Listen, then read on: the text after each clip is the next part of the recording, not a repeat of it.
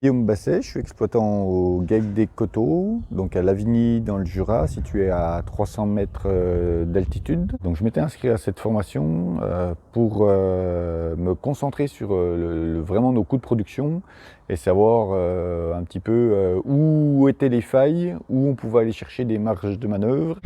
Et le lien avec le changement climatique, en fait, c'est un thème qu'on aborde depuis quelques années sur cette formation. Alors l'intéressant de cette formation, c'est qu'on a un groupe d'éleveurs et en fait on aborde plusieurs points avec des thématiques différentes. Et notamment cette année, on avait pris comme thème le changement, comment s'adapter au changement climatique, sachant qu'on a vécu une année 2018 atypique avec une période de sécheresse qui a débuté au 15 juin et qui a continué jusque dans l'hiver. Alors, lors de cette formation, on a eu une présentation par la Chambre d'agriculture sur les changements climatiques, notamment avec des modélisations au niveau mondial et au niveau local.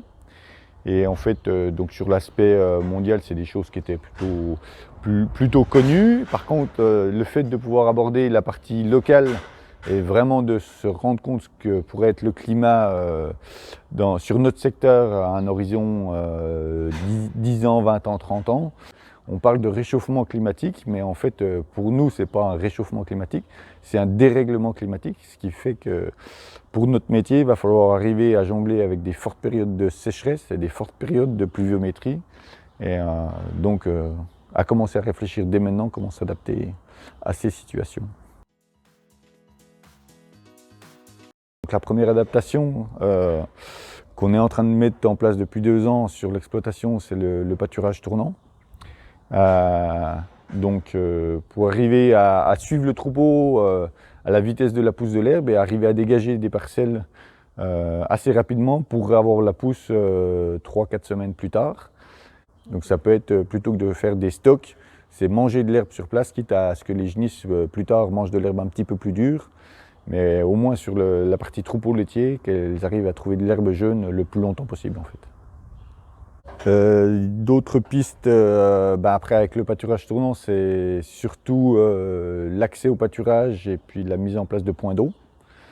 Donc l'accès au pâturage, notamment sur les problématiques de printemps humide où là il faut vraiment avoir des chemins d'accès pour pouvoir emmener les animaux sur les parcelles. On a certaines personnes dans la formation qui ont un petit peu d'irrigation, donc ça peut être des pistes aussi à regarder pour les périodes sèches, s'il est possible avec des bassins versants de récupérer un petit peu d'eau et puis pour pouvoir irriguer un petit peu en période sèche.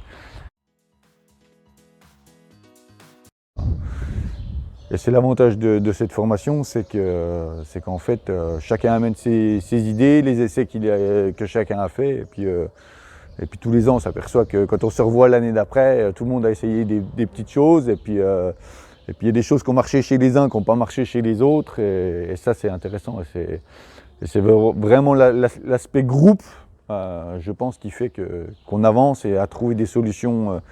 Aujourd'hui, il ne faut pas attendre une solution miracle qui s'adaptera chez tout le monde, parce qu'elle n'existe pas. C'est chacun sur son système qu'il faudra chercher les solutions.